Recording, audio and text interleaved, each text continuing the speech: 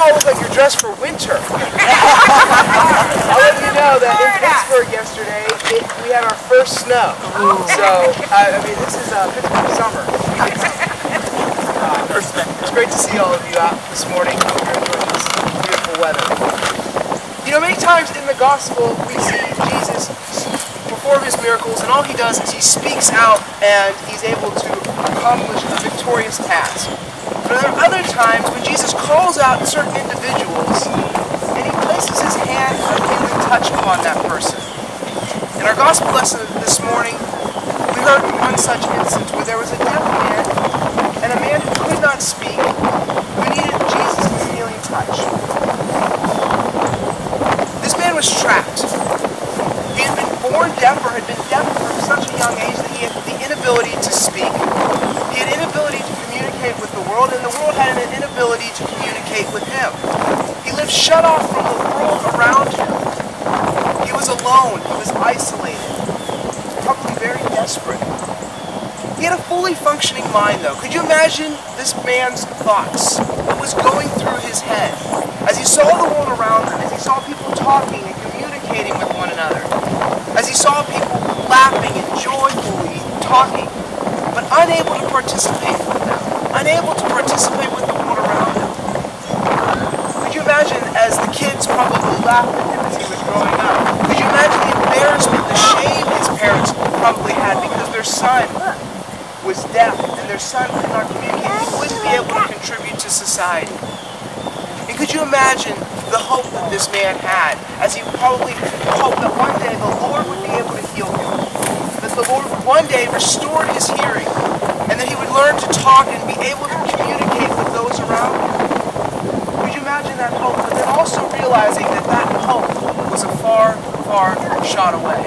That the likelihood that this person was going to die, having done nothing to contribute to the world, having done nothing but be a burden to other people. Have you ever seen a person in a situation like this, where the effects of sin have isolated a person, where because we live in a sinful, broken world, the ailments, the pain, the suffering, the brokenness has caused them to be isolated from the world around them? Have you ever seen a person maybe who, by their own fault, by their own sinful actions, has caused them to become isolated? What about you and I?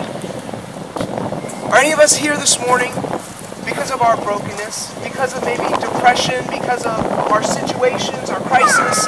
We feel isolated. We feel like we're not in the world.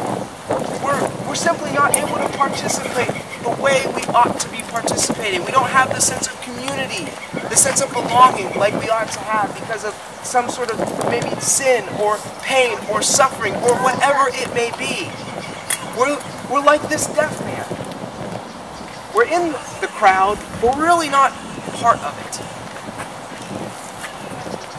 Have you ever been trapped by your former sins? Have you ever felt the guilt and the shame of something you've done in the past? And maybe you know and you've heard Sunday after Sunday the words of forgiveness, but you just can't seem to move past that part of your life. Maybe you're just bogged down by something in your past. Well, if that's any of us, and I imagine that it's not just me, then the good news is we've got a gospel lesson which speaks into that. The first thing I want us to notice in our gospel lesson with this deaf, mute man is that Jesus took this person aside, away from the crowd. He took him out of the crowd. Now Jesus had compassion on the crowd. We know that. In fact, if we were to read on to the next chapter, we read in Mark chapter 8 that Jesus actually says, I have compassion on this crowd because they've been following me for 3 days and they have no food to eat. And if you keep reading though, we come across a blind man and he does the same thing though. He says, I have compassion on this blind man, and he pulls him aside. When we have a special need, Jesus has a heart to pull us out from the crowd, to pull us out as an individual, and to pull us out from life. The story, what we see here, when we see Jesus pulling the man out from the crowd, is that Jesus doesn't just look at this as a case. You ever go to the doctor and you just feel like I'm just another patient, another case, this doctor doesn't really care about it. Or you ever have a circumstance where you just feel like no one's listening to me. But what Jesus does, he pulls this man out crowd, and he pulls him off to the side. And he wants to get him away. And he gives this man special need, special attention, because this person had an individual problem and needed individual attention. We've all been in situations like that, haven't we? Where we have a special problem, a special need, and we just need the Lord to pay attention to us. Well, the good news is what we see is that that's exactly what Jesus wants to do with us. He wants to pull us out individually, to be alone with us. Jesus dealt with him in a way that spoke specifically to him. Notice that he doesn't talk to the deaf man. He does everything to communicate to him in a way that he would understand. He touches him. He signals. He spits on his finger. He speaks at his level. Anyone here this morning that needs the healing touch of Jesus, the first thing we need to see is that we need to take time and get out of the crowd of life and be alone with God. When we're in the crowd, when we're in the busyness of life, when we're in the daily grind and the distractions and the confusion, life just has a way to somehow create so much busyness that we never get to be alone with God. But if you look throughout Scripture, if you look at men like Moses, like Daniel, like Elijah, like Paul, like John the Baptist, these were all men that were called out of the crowd and into a private place, into a lonely place with God, where God could talk to that person one-on-one. We too must look to spend time alone with God if we're going to be touched by Jesus. If we're going to have the healing, restoring touch of Jesus, then we need alone time with God. But you know, it's funny too. I think sometimes we think alone time with God is always like this, right? We could take a lovely walk through the park and just have this alone time. But where did God lead all of those other men? He led Moses and Elijah and Daniel and Paul and John the Baptist. He didn't lead them into beautiful places like this. He actually led them into hard places, right? He led them out into the wilderness, out into the desert. I think sometimes God calls us out into the wilderness of life, out into the dry desert, hard places to test our faith. And we think, come on, I'm going through now. Why are you calling me out to harder trials? But it was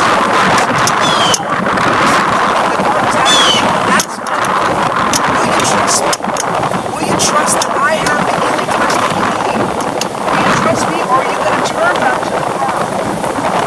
So we call the deaf man out. To a place where he can be healed. I think of it kind of like this commercial we saw a number of years ago. Maybe you remember. It was a commercial about this couple, and they were expecting a baby. It was in the middle of the night, and the woman goes into labor. And the husband's frantic, and he's getting all of the bags and all of the things together and running around like a madman. And he gets in the car, he's flying to the hospital, and he gets to the hospital, and he pulls up the wheelchair, and he opens up the door. He forgot his wife. I think it's like us sometimes. We have some real crisis, we have some sort of need, and we know we need to get to the hospital. We're running around, we're getting distracted, and we get to the hospital, we forget the one person we need. We're trying to fix our problems. We're trying to resolve it ourselves. We're trying to drown out our problems. That we forget that the one person we need is Jesus. Only Jesus has the healing touch. If you're not spending alone time with Jesus in prayer, in scripture, in worship, privately and corporately, you will never have the healing touch of Jesus. The next thing I want us to notice is that Jesus put his finger inside the man's ear. Like a wet willy. Now, I know that seems a little odd, right? I actually think Jesus was reinforcing something that he had taught not that long before this chapter, the beginning of chapter 7. Jesus had been warning his disciples and the crowd that was following him against false teaching. Specifically, he was warning them against the false teachings of the Pharisees and the scribes and the religious leaders. You see, these guys, they had so skewed Scripture, they had so slanted the doctrines of God, that all they were doing with this man-made doctrine was really distracting people from the good news of the gospel. They were distracting people from the good news of the Old Testament. They were making it all about works and being righteous and trying to earn salvation. And Jesus says, that's not what this is all about. They were distracting faculty people. And so what does Jesus do? He puts his fingers in the man's ears. And obviously, the disciples saw this, and I think that they got this. Not only was Jesus placing his hand on the part that needed to be healed, but he was also reinforcing the fact that when we step out of the crowd, we've also got to silence the false messages, the counterfeit gospels, the faulty doctrines of this world. And we've got to listen to the one person that is telling us the true gospel of Jesus Christ. I think that the disciples would have got that. So Jesus touches the man, but he reinforces his message. And there were plenty of messages for the disciples to have listened to. Plenty of messages for the crowd to listen to. They could have followed the message of the Roman government. But the government would have looked at Jesus and the followers of Jesus and thought, you guys are crazy. You don't need religion. We're moving beyond that now. You just need the government. You just need, you need to get yourself, you need to be pro-Roman. It would have been very much like the way America is headed. Or they could have listened to the other Jewish religious teachers. But as I just said, they were so skewing the scriptures and so skewing the doctrines of God that really they weren't offering any good news or any hope at all. Or they could have followed the Greek philosophers of their day, all the philosophers. But you know what's funny about that is if you talk to any philosopher student, it always seems like they have more questions than they have answers. We have so much that we can listen to. We can listen to the culture. We can listen to the wisdom of this world. When we're in pain and we're in suffering, listen to our American culture around us, which says, hey, if you're in pain, if you're suffering, if you're not happy, well, go pursue the American dream. Get more stuff, make more money, more new things will make you happy. But if that's true, then why are so many people who follow that principle so darn miserable? We could follow the news. We could listen to the voice of the politicians. We could listen to the voices of our leaders. But how many more lies, how many more broken promises do we need to believe here until we no longer believe that and we follow the one true message of the gospel of Jesus Christ? If we're going to be touched by the Master, then we need to not only step out from the crowd, we need to silence their voices as we step out. We need to ignore the messages that say there is another way. There are other ways to be healed. You'll be fine. You don't need Jesus. Only Jesus tells us the truth. Only the gospel of Jesus is the truth. The challenge for us this morning is if we're broken, if we're sinful, if we're hurting, if we're in need of the touch of Jesus, then I encourage all of us to step out and only follow the words of Christ. The final thing I want us to notice is that when Jesus touches the man's tongue, he does it with a spit. Now that's even gross. I mean, the ear thing's one thing. Now you're going a little too far, right? Now, as unorthodox as that seems, Jesus has a purpose. And although we, as modern people, know there is no medicinal value to spit, someone lost their, it's just a stance, okay. We know there's no medicinal value in spit, but in Jesus' day, people believed that there was some sort of healing property to spit. And so Jesus is kind of working through the context and working through the culture to heal this man. Now, it would have been easy for the crowd to dismiss Jesus and say, oh, it was the spit that healed the man. But the true followers, and we're laughing, right? But the true followers of Jesus knew who was really healing. Who was healing this deaf man? It was the divine Son of God. Wouldn't it be easy to brush off Jesus and say, oh no, it was the medicine that cured him? We can do that, right? Oh no. I wasn't cured from cancer by Jesus. It was the chemo. It was my doctor. My crisis wasn't resolved by Jesus. I fixed my problems.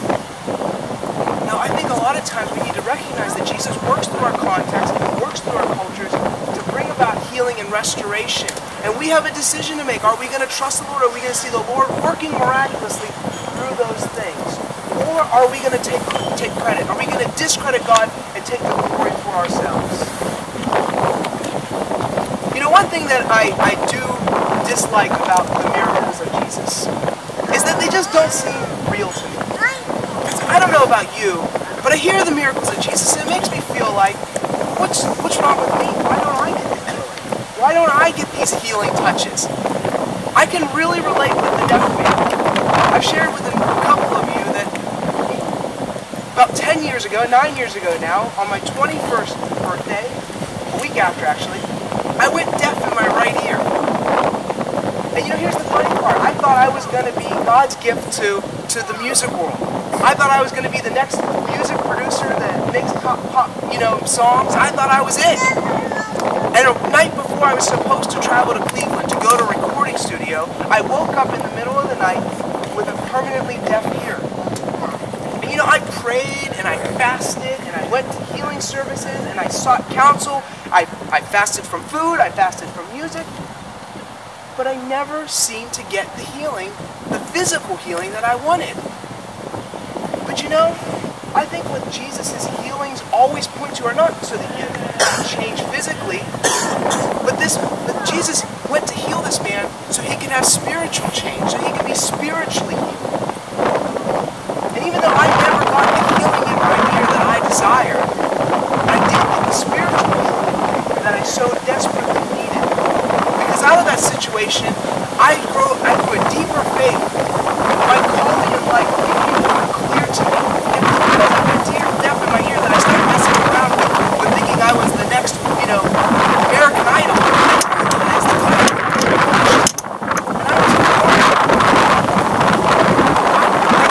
He challenged me, and he also opened me to the sins and the pains that I had in my life that needed to be healed only by God. And so if you're here this morning and you're saying, God, where are you? Why aren't you listening? Maybe God is using those situations and those times in our life to not just give us physical healing, but to give us spiritual healing. Because that's ultimately the purpose of why Jesus does this. He's transforming us and making us into new creatures. He's more concerned about our souls than he is about how much money we have in the bank or what kind of job we have. Now, he does care about those things.